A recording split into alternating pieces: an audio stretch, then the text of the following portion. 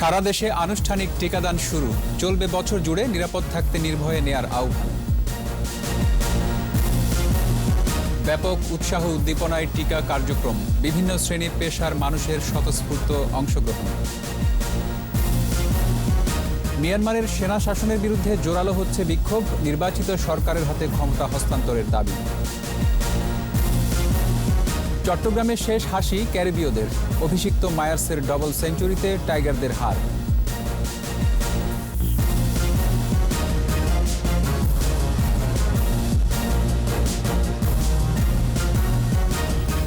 শুনছিলেন first security ইসলামী bank limited সংবাদ শিরোনাম। আমন্ত্রণ জানাচ্ছি রাত 9টার 21 সংবাদে, সাথে আছি রক্তিম ত্রিপুরা। দর্শক, 21 টেলিভিশনের সংবাদ একই সাথে সরাসরি দেখতে পাবেন আমাদের ফেসবুক পেজ www.facebook.com/2124 অনলাইনে। Mega spider ceiling fan, mega বাতাসে শান্তির পরশ। সারা দেশে একযোগে শুরু হয়েছে করোনার টিকাদান কার্যক্রম।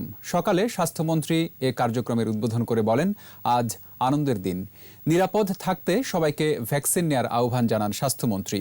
প্রথম দিন সরকারের বেশ কয়েকজন মন্ত্রী, প্রধান বিচারপতি ও বিশিষ্ট ব্যক্তিরা ভ্যাকসিন নেন। তারা বলেন, নিজের নিরাপত্তার জন্য পার্শ্ব প্রতিক্রিয়াহীন ভ্যাকসিন সবাইকে নিতে হবে। সহকর্মীদের সাথে নিয়ে আরও জানাচ্ছেন সাইদুল ইসলাম। সব প্রতীক্ষার অবসান, একযোগে উদ্বোধন হলো করোনার টিকা কার্যক্রমের। স্বাস্থ্য অধিদপ্তরের এই অনুষ্ঠানে যোগ দিয়ে কার্যক্রম উদ্বোধন করেন স্বাস্থ্যমন্ত্রী। আমাদের যারা 55 ঊর্ধ্ব, এরপরই সারা দেশে 1000-এর বেশি কেন্দ্রের 2500 বুথে টিকাদান শুরু হয়। সোহরাওয়ার্দী হাসপাতালে টিকা কার্যক্রম উদ্বোধন করেন স্বরাষ্ট্রমন্ত্রী আসাদুজ্জামান খান কামাল। পরে এখানে ভ্যাকসিন নেন প্রধান বিচারপতি সৈয়দ মাহমুদ হোসেন। আর বঙ্গবন্ধু শেখ মুজিব মেডিকেল বিশ্ববিদ্যালয়ে টিকা নিয়েছেন সুপ্রিম কোর্টের 2 বিভাগের আরও 55 জন বিচারপতি। শেখ রাসেল গ্যাস্ট্রোলিভার হাসপাতালে টিকা নেন স্বাস্থ্যমন্ত্রী, কৃষিমন্ত্রী, মৎস্য ও প্রাণী সম্পদ মন্ত্রী, বন ও পরিবেশ মন্ত্রী, বিজ্ঞান ও প্রযুক্তি মন্ত্রী সহ সরকারের ঊর্ধ্বতন কর্মকর্তারা। টিকা নেয়ার প্রায় ঘণ্টাখানেক পর মন্ত্রীরা প্রতিক্রিয়া জানান। বলেন, সব প্রোপাগান্ডা উপেক্ষা করে সবাইকে টিকা নিতে হবে। কেউ যদি এখনো ইনফেক্টেড হয়, আমাদের ডাক্তাররা তারা এই ভ্যাকসিন নিয়ে সেইভাবে এবং ফ্রন্টলাইনে যারা কাজ করে তাদের জন্য কাজ করা আরও নিরাপদ হবে। টিকা পাওয়া যাবে না, পেলে টিকায় কাজ হবে না, টিকা গ্রহণ করলে সমস্যা হতে পারে, এই জাতীয় শঙ্কা, সংশয়, আতঙ্ক যে কিছুই নেই, সেটা আমরা প্রমাণ করার জন্য আমরা নিজেরাই টিকা নিলাম। যদি বেঁচে যাও করোনার কালে, যদি কেটে যায় মৃত্যুর ভয়, যেন বিজ্ঞান লড়ে গেছে সদা। পরে স্বাস্থ্যমন্ত্রী বলেন, বিজয়ী হতেই ভ্যাকসিন নেওয়া দরকার, এটি সবচেয়ে নিরাপদ উল্লেখ করে তিনি বলেন, যারা টিকা নিয়েছেন তারা সম্পূর্ণ সুস্থ আছেন। টিকায় কোনো পার্শ্ব প্রতিক্রিয়া নাই, আপনারা টিকা গ্রহণ করুন। এবং টিকা মানে ভ্যাকসিন মিনস ভিক্টরি। এই করোনা ভাইরাসের এগেনস্ট এইটাই সবচেয়ে বড় হাতিয়ার, যার মাধ্যমে আমরা এই ভিক্টরি অর্জন করতে চাই। ঢাকা দক্ষিণ সিটি কর্পোরেশনের টিকাদান কার্যক্রম উদ্বোধন করেন মেয়র ব্যারিস্টার শেখ ফজলিনুর তাপস। পরে সবাইকে নির্ভয়ে টিকা নিতে আহ্বান জানান তিনি। 27 জানুয়ারি প্রথমে দেয়া হয়েছিল, আমরা এই কয়দিন আমরা সেটা পর্যবেক্ষণ করা হয়েছে, কোনো পার্শ্ব প্রতিক্রিয়া হয় নাকি। শেখ হাসিনা বার্ন ইনস্টিটিউটে টিকা নেন সাবেক প্রধান বিচারপতি ABM খাইরুল হক। একই সাথে টিকা নিয়েছেন মন্ত্রী পরিষদ সচিব, সংসদ সদস্য রাশেদ খান মেনন, ইনস্টিটিউটের ডাক্তার, নার্স সহ ঊর্ধ্বতন কর্মকর্তারা। আর রাজারবাগে টিকা নেন ডিএমপি কমিশনার। পার্শ্ব প্রতিক্রিয়াহীন এই টিকা সবাইকে নেয়ার আহ্বান জানান তিনি। সবাইকে অনুরোধ করব, আপনারা টিকা নেন। যেহেতু প্রতিরোধের একটা ব্যবস্থা বিজ্ঞানীরা আবিষ্কার করেছে, সেটি কেন আমরা নিব না।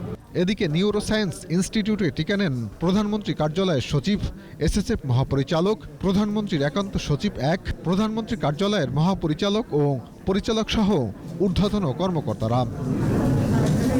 করোনার বিরুদ্ধে লড়াইয়ে 18 বছরের উপরে দেশের সব মানুষকেই টিকার আওতায় আনার পরিকল্পনা সরকারের। সাইদুল ইসলাম, 21 টেলিভিশন, ঢাকা।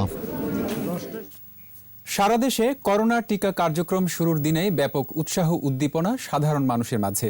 স্বতঃস্ফূর্তভাবে টিকা নেন বিভিন্ন শ্রেণী পেশার মানুষ। প্রতিক্রিয়ায় বলেন, ভয় পাওয়ার কিছু নেই। স্মৃতিমণ্ডলের রিপোর্ট। প্রতীক্ষিত তারিখ ৭ ফেব্রুয়ারি। করোনা যুদ্ধ জিততে টিকাদান শুরু। স্বাস্থ্য অধিদপ্তর থেকে ভিডিও কনফারেন্সের মাধ্যমে দেশজুড়ে কার্যক্রম উদ্বোধন করেন স্বাস্থ্যমন্ত্রী জাহিদ মালেক। আমাদের যারা 55 ঊর্ধ্ব তাদেরকে তথ্য কেন্দ্রে নিয়ে আসবেন। শুরুর দিনেই উৎসব মুখর পরিবেশে চলে টিকাদান। সাধারণ মানুষের মধ্যে ছিল উৎসাহ উদ্দীপনা, ভয় কিংবা সংকোচ ছাড়াই টিকা নেন অনেকেই। সেরা ভ্যাকসিনটি পেয়েছি অনেক জল্পনা কল্পনার শেষে। আমরা আনন্দিত এবং ভ্যাকসিন নিতে পেরে আমরা গর্বিত। আমরা আশা করি বাংলাদেশের প্রতিটি মানুষ এই ভ্যাকসিনকে সাদরে গ্রহণ করবে। কোনো ভয় নেই, কোনো ভীতি নেই। নর্মালি যেভাবে টিকা দেওয়া হয় আমরা ঠিক ওই ধরনের টিকার মতোই মনে হলো। প্রত্যেক মানুষের, বাংলাদেশের প্রতিটি নাগরিকের টিকা দেওয়া উচিত। সারা দেশের 1005টি হাসপাতালে চলছে করোনার টিকাদান কর্মসূচি। স্মৃতিমণ্ডল, একুশে টেলিভিশন, ঢাকা। এদিকে কোভিড-19-এ 24 ঘন্টায় 15 জনের মৃত্যু হয়েছে, শনাক্ত 292 জন। দৈনিক সংক্রমণ হার 2.35%। স্বাস্থ্য অধিদপ্তরের তথ্য অনুযায়ী 338তম দিনে দেশে করোনা পরীক্ষা হয়েছে 12,404টি। মোট শনাক্তের সংখ্যা 5,38,062। মৃতের সংখ্যা বেড়ে 8,205। নতুন 531 জন সহ সুস্থ হয়েছেন 4,83,372।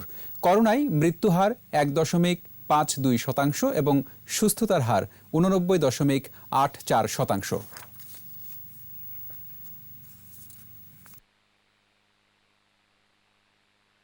প্রধানমন্ত্রী শেখ হাসিনার সঙ্গে সৌজন্য সাক্ষাৎ করেছেন বাংলাদেশে নিযুক্ত 3 দেশের রাষ্ট্রদূত। প্রধানমন্ত্রীর সরকারি বাসভবন গণভবনে প্রথমে তুরস্কের রাষ্ট্রদূত মুস্তাফা ওসমান তুরান সাক্ষাৎ করেন। দেশটির সংস্কৃতি, পর্যটন ও অর্থনৈতিক সম্ভাবনার নানা দিক তুলে ধরেন তিনি। পরে প্রধানমন্ত্রীর সঙ্গে সাক্ষাৎ করেন নরওয়ের রাষ্ট্রদূত ইস্পান রিক্টার এস ভেনসেন। সৌজন্য আলাপে দুই দেশের সম্পর্ক দৃঢ় করার আশ্বাস দেন রাষ্ট্রদূত। সবশেষে সাক্ষাৎ করেন মালয়েশিয়ার নবনিযুক্ত হাই কমিশনার হাজনাহ মোহাম্মদ হাশিম। এ সময় দেশটির দ্রুত উন্নয়নশীল অর্থনীতির প্রশংসা করেন প্রধানমন্ত্রী। পারস্পরিক সহযোগিতা অব্যাহত রাখারও আশ্বাস দেন।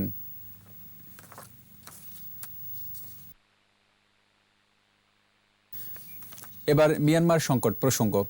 সামরিক জান্তার বিরুদ্ধে বিক্ষোভ ছড়িয়ে পড়েছে মিয়ানমারে। অং সান সুচির আটকাদেশের বিরুদ্ধে দেশের বৃহত্তম শহর ইয়াঙ্গুন দ্বিতীয় দিনের মতো উত্তাল। বিভিন্ন শ্রেণী পেশার মানুষ যোগ দিয়েছেন প্রতিবাদে। তবে এমন পরিস্থিতিতেও নীরব দেশটির সামরিক জান্তা।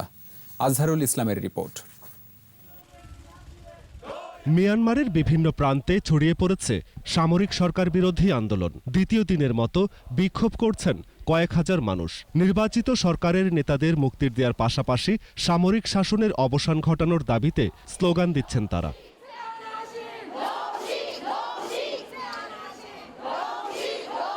দেশটির প্রধান শহর ইয়াঙ্গুনে এনএলডির পতাকা দুলিয়ে 3 ফিগার স্যালুট নিয়ে মিছিল করেন প্রতিবাদকারীরা। অনেকের হাতেই এনএলডির প্রতিনিধিত্বকারী লাল বর্ণের বেলুন। গাড়ি চালকরা হর্ন বাজিয়ে প্রতিবাদ জানাচ্ছেন, আর যাত্রীদের হাতে সুচির ছবি। মাওলামাইন শহরে মোটরসাইকেল নিয়েও চলছে প্রতিবাদ। তবে কিছু কিছু জায়গায় দাঙ্গা পুলিশের বাধায় অগ্রসর হতে পারেননি প্রতিবাদকারীরা। তারা সেখানেই অবস্থান নিয়ে সেনা শাসনের বিরুদ্ধে স্লোগান দিচ্ছেন। এদিকে এত আন্দোলন অবরোধের মাঝেও নীরব রয়েছে সামরিক সরকার। আজহারুল ইসলাম, একুশে টেলিভিশন। নিচ্ছি প্রিমিয়ার ব্যাংক লিমিটেড সংবাদ বিরতি। নো মাস্ক, নো সার্ভিস বিধি মেনে চলুন, সুস্থ থাকুন। যখন ফিরছি তখন অন্যান্য খবরের সঙ্গে আরও থাকছে। প্রকাশিত হলো মুজিব গ্রাফিক নভেল এর 8ম পর্ব। নতুন প্রজন্ম জানতে পারবে ভাষা আন্দোলনের ইতিহাস।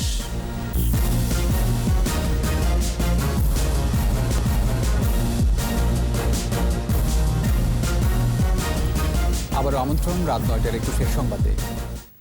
ভাষার মাসে ভাষা আন্দোলনের কাহিনী নিয়ে প্রকাশিত হলো মুজিব গ্রাফিক নভেল এর 8ম পর্ব। বঙ্গবন্ধু শেখ মুজিবুর রহমানের অসমাপ্ত আত্মজীবনী থেকেই ধারাবাহিকভাবে এ সিরিজ প্রকাশ করছে centre for research and information, CRI। Graphic novel নতুন প্রজন্মের জন্য জাতির পিতাকে শেখার এবং জানার বড় মাধ্যম হতে পারে বলছেন ডক্টর মোহাম্মদ জাফর ইকবাল। স্মৃতিমণ্ডলের রিপোর্ট। ভাষা আন্দোলন ইতিহাসের অমূল্য দলিল। বঙ্গবন্ধু শেখ মুজিবুর রহমানের অসমাপ্ত আত্মজীবনী অবলম্বনে গ্রাফিক নভেল সিরিজের পর্ব 8-এ ভাষার মাস ফেব্রুয়ারিতে তুলে ধরা হয়েছে ভাষা আন্দোলনকেই। ভার্চুয়ালি মুজিব পর্ব 8-এর মোড়ক উন্মোচন আয়োজন করে centre for research and information CRI। নতুন প্রজন্মের কাছে মুক্তিযুদ্ধ এবং বঙ্গবন্ধুকে তুলে ধরার এমন উদ্যোগকে স্বাগত জানান ডক্টর মোহাম্মদ জাফর ইকবাল। ওদেরকে তো পড়তে হবে, ওদের থেকে তো জানতে হবে। ওরা যদি আমাদের মুক্তিযুদ্ধের কথা না জানে, যদি বঙ্গবন্ধুর কথা না জানে, তাহলে তো ওরা মানে বাংলাদেশে তো নাগরিকই তো হইতে পারবে না। It is a very good idea, খুব চমৎকার একটা আইডিয়া যে আমরা গ্রাফিক্স নভেল দিয়ে তার কিছু জিনিস দেখানো। 2015 সাল থেকে মুজিব গ্রাফিক নভেল ধারাবাহিকভাবে প্রকাশ করছে CRI। গ্রাফিক নভেল তৈরি ও পাঠক অভিজ্ঞতার কথা জানান বক্তারা। 10 থেকে 15 বছরের ছেলেমেয়েরাও যাতে সহজে বুঝতে পারে, পড়তে পারে, 2টা লাইনে বলতে পারছি। টেক্সট দিয়েও গল্পটা যাচ্ছে, আবার পাশাপাশি আমি মানে ছবির মাধ্যমেও গল্পটাকে আরো সহজবোধ্য করে তুলছি।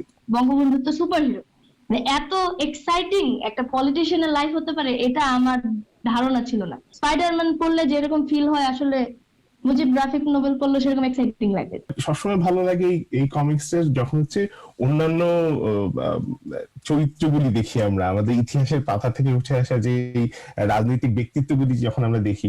আগামী মার্চে আরো 2টি পর্ব আসবে বলছে CRI। শিশু কিশোর উপযোগী কন্টেন্ট আমরা কতটুকু বঙ্গবন্ধুকে তুলে ধরতে পেরেছি। স্মৃতিমণ্ডল, 21 টেলিভিশন, ঢাকা। সারা দেশে টিকাদান কর্মসূচির অংশ হিসেবে টিকা নেওয়া শুরু করেছেন সেনা, নৌ ও বিমান বাহিনীর সদস্যরাও। ঢাকায় সম্মিলিত সামরিক হাসপাতালে টিকাদান কর্মসূচির উদ্বোধন করেন ভারপ্রাপ্ত সেনাবাহিনী প্রধান QMG lieutenant general SM Shafiuddin Ahmed. উদ্বোধনী দিনে 200 জনকে টিকা দেওয়া হয়। নিবন্ধিত সেনা সদস্যদের মধ্য থেকে প্রতিদিন 500 জনকে টিকা দেওয়া হবে। আর বাংলাদেশ নৌজাহাজ হাজী মহসিনে টিকা কার্যক্রম উদ্বোধন করেন নৌবাহিনী প্রধান অ্যাডমিরাল M শাহিন ইকবাল। অন্যদিকে বিমান বাহিনী টিকা কার্যক্রম উদ্বোধন করেন বাহিনী প্রধান air chief marshal Mashihuzzaman Serniabat. স্বতঃস্ফূর্তভাবে টিকাদান কর্মসূচিতে অংশগ্রহণ করি। এবার ব্যবসা বাণিজ্যের খবর।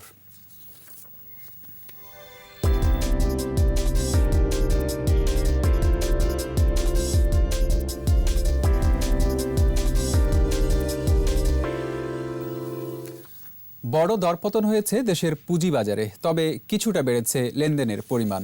রোববার ডিএসইতে লেনদেন হওয়া 353টি প্রতিষ্ঠানের মধ্যে দর বেড়েছে মাত্র 43টির, কমেছে 224টির, আর অপরিবর্তিত ছিল 86টির দর। ডিএসইর প্রধান সূচক DSEX 142 পয়েন্ট কমে নেমে আসে 5504 পয়েন্টে।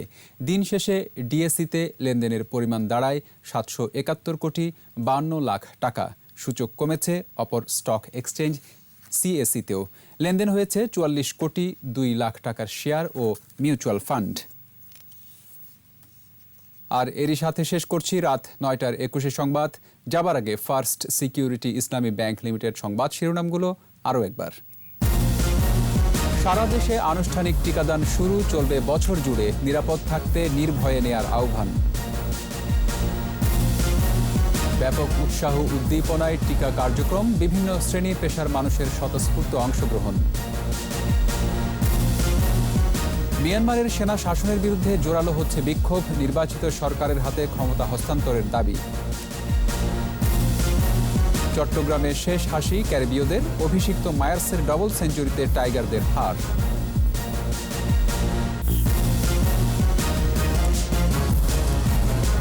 সর্বশেষ খবর জানতে ডায়াল করুন 2021 নম্বরে, আর ভিজিট করুন 21-tv.com ওয়েবসাইটে। এছাড়া ফেসবুকে লগ ইন করতে পারেন facebook.com/2124 অনলাইনে।